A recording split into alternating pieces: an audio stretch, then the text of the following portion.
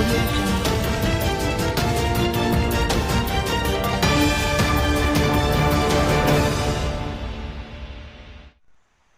Tragedi tanah longsor Dusun Selopuro, Desa Ngetos, Kabupaten Nganjuk, tanggal 14 Februari tahun 2021, yang menewaskan 19 orang, genap 1 tahun.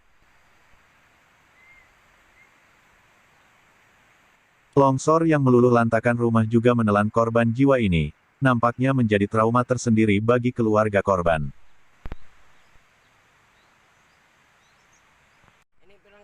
Karena rumahnya rusak, dan juga pemerintah tidak lagi mengizinkan kembali ke kampungnya, 48 kepala keluarga hingga saat ini masih bertahan di rumah yang dikontrak pemerintah daerah, senilai Rp500.000 per bulan.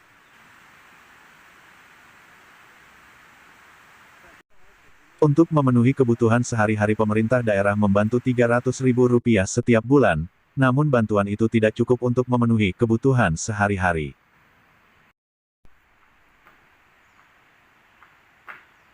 Jumadi, 55 tahun, yang kontrak di ruang kelas Madarasah Ibtidaiyah desa setempat, ia hidup bersama istri dan 3 anak, karena bantuan yang diterima tidak mencukupi keluarga, ia bekerja serabutan, sebagai kuli bangunan, itu pun kalau ada yang menyuruh. Ia berharap pemerintah segera merelokasi sesuai janji Bupati Nganjuk saat itu. Dulu ia dijanjikan 6 bulan sudah ditempatkan di rumah baru, tetapi hingga saat ini belum ada kejelasan, apabila tidak segera direlokasi, ia akan kembali ke rumahnya yang lama, bekas longsor. Pak, dulu menjadi korban longsor Pak ya? Sudah berapa lama Pak sekarang tinggal di tempat kos Pak? Setahun Pak. 1 tahun ya? Selama setahun ini bagaimana Pak kehidupan panjenengan Pak? Kehidupan lagi ya sini omah-omah Pak ya bangga mikir lah omah-omah mikir tetap keluarga bekerja nih. Pak ya? Ya tetap kerja ya terus makan apa tuh Pak? Kalau bantuan dari pemerintah sendiri Pak bagaimana Pak? Bantuan ki wis pirang wulan ngono metune iki ya sing paling ya sing 5 wulan apa 6 wulan ya sing rada sing liyane kuwi ya yang akhir-akhir ini bagaimana Pak? Akhir-akhir iki ya wis biasa malah sak wulan kira 800 kuwi. 800 itu rinciannya yang 500 untuk tempat kos, yang 300 buat makan. Buat makan. Oh, kalau 300 untuk makan tuh kira-kira cukup atau enggak Pak?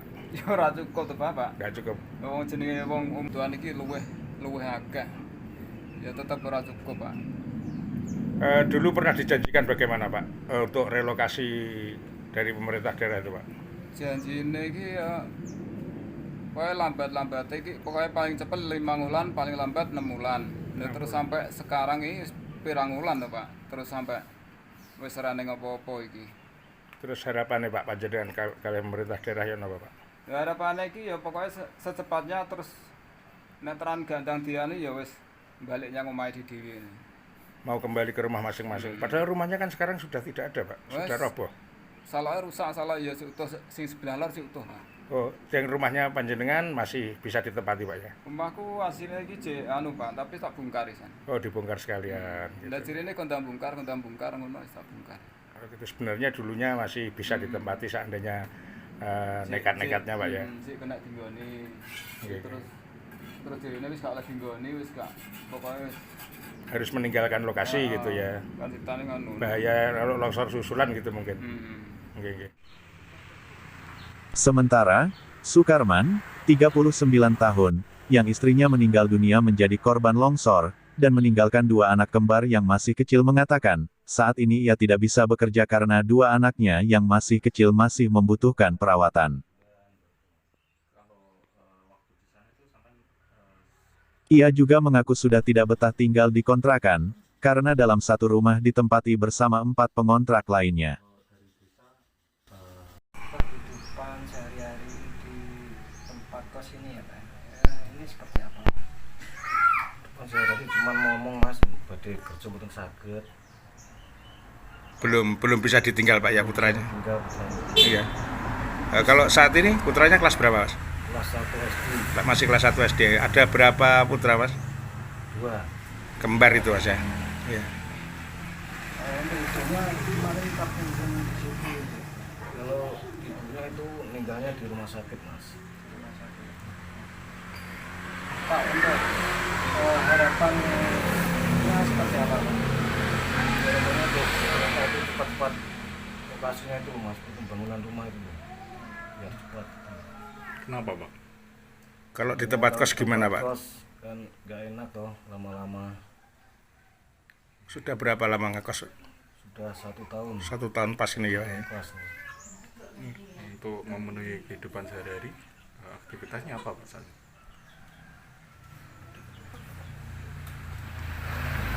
Apakah bisa bekerja Pak? Nggak bisa ini. Belum bisa bekerja ya karena masih menunggu putranya tadi Pak ya. Iya, masih menunggu putranya. Iya. Kalau kehidupannya sehari-hari apa masih mengandalkan bantuan dari pemerintah itu Pak? Iya, Saat ini bantuan dari pemerintah cukup Pak untuk kehidupan sehari-hari? ya kurang. Masih kurang sebenarnya Pak ya. Kalau di rumah sini ada berapa kakak Pak yang ngekos? Di rumah sini 4 kakak. 4 kakak, 5 kakak bersama tuan rumah gitu berarti Pak. 4 kakak itu siapa saja? Saya sama anak saya, terus bapak saya sama ibu saya, terus nenek saya, terus sama adiknya bapak saya. Adiknya bapak gitu. Pak, mungkin bisa diceritakan waktu kejadian itu posisi Bapak sama Ibu di mana? Kalau posisi kejadian itu saya nggak di rumah, saya kerja di perbatasan di listrik. Kalau di rumah itu saya sama anak saya. Waktu kejadian itu dikabari dari mana? Ya waktu kejadian kan malam, terus jam 8 dapat kabar, jam 9. Terus jam 4 sore saya baru nyampe rumah. Terus dikabari istrinya jadi salah satu korban. Ya sore. Ya, sudah meninggal. Terpisah, Widi Cahyono, Camat Ngetos mengatakan, pemerintah daerah hingga saat ini masih mengupayakan relokasi bagi korban longsor Selopuro. Pemerintah akan membangun 48 rumah di lokasi yang telah ditentukan, yaitu tanah perhutani yang ada di desa yang sama. Ditambahkan oleh Widi, secara teknis, ia tidak mengetahui, karena ia baru menjabat 1 bulan di Ngetos.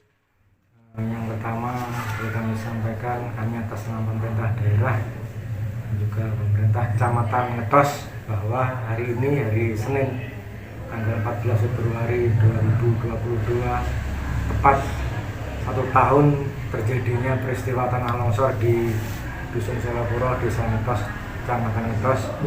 Kami menyampaikan turut belasungkawa dan juga selalu mendoakan mudah-mudahan arwah para korban diampuni segala dosanya, diampuni khilafnya dan diterima amal ibadahnya, dan juga keluarga yang ditinggalkan diberikan kekuatan lahir dan batin.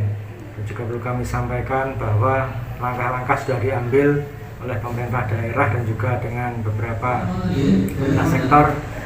Kebetulan saya baru di sini sejak tanggal 11 Januari kemarin. Kemudian pada tanggal 28 Januari kita sudah mengadakan rapat koordinasi di ruang rapat Pak Sekda bersama dengan Pak Sekda, juga Bapeda, BPBD, dengan BPKAD, kemudian juga dengan Perhutani, dengan BPM terkait dengan rencana relokasi warga terdampak longsor Selopuro. Perlu kita ketahui bahwa memang direncanakan akan direlokasi di tanah milik Perhutani. Untuk tindak lanjutnya nanti akan melalui pendanaan sharing antara BNPB, jadi dari dana pemerintah pusat dan juga dari pemerintah daerah. Ini untuk tindak lanjutnya nanti akan lebih lanjut, dan juga kemarin hari Rabu tanggal 2 Februari kami juga sudah berkoordinasi dengan Kepala Bidang Kedaruratan BPBD Kabupaten Nganjuk untuk menanyakan tentang perkembangan rencana relokasi ini. Mudah-mudahan dalam waktu dekat ini segera bisa direalisasikan. Mungkin itu saja yang saya tahu tentang perkembangannya tentang relokasi ini. Kalau kesulitan Pak, tingkat kesulitan untuk relokasi sendiri sebenarnya ada di mana Pak? Kok hingga 1 tahun ini belum terrealisasi gitu Pak? Kalau untuk yang itu Pak, mohon maaf karena ini terkait dengan hal teknis. Ada hal teknis tentang teknik sipil, ada hal teknis tentang keuangan. Pemerintah pusat kami mohon maaf tidak bisa menyampaikan itu karena tidak kapasitas kami untuk menjawab itu Pak. Untuk sementara ini apakah ada warga yang sudah ke sini misalkan mengeluh untuk segera direlokasi gitu Pak? Kalau secara langsung tidak, namun kami juga menangkap suara-suara dari masyarakat karena kami juga mendengar dan ini kami sampaikan Pak. Dan juga kemarin juga ketika Musrenbang kecamatan juga kami sampaikan bahwa harapan masyarakat untuk bisa segera dilaksanakan relokasi. Terkait bantuan Pak, terkait bantuan yang buat setiap harinya maupun tempat kosnya itu bagaimana Pak? Untuk sementara yang kami dapatkan informasi ada bantuan untuk sewa rumah dari BAS. Ya, senilai 500 itu Pak ya. Ada berapa Pak yang nantinya Rencana direlokasi? Rencana relokasi yang kami tahu kalau tidak salah ada sekitar 48 rumah Pak ya yang dibangun. Untuk di sana berarti sudah tidak diperbolehkan ya warga untuk tidak karena memang di sana kondisinya rawan untuk mencegah hal yang tidak kita inginkan. Ini berharap tidak ke sana kembali. Untuk lokasi yang disiapkan jauh dari rumah warga atau sebenarnya? Lokasinya ada di tanah perhutani, kebetulan ada di pinggir jalan besar, kurang lebih sekitar 1,5 kilo kalau dari kecamatan, tetap di pinggir jalan. Kalau rencananya kapan? Kami belum bisa memastikan. Sebenarnya, tanah yang disiapkan untuk membangun relokasi korban longsor sudah ada, bahkan sudah ada patok-patok pembatas bangunan, tetapi mengapa hingga saat ini belum juga dibangun? Dari Ngetos, Siti Nur Khalifah melaporkan.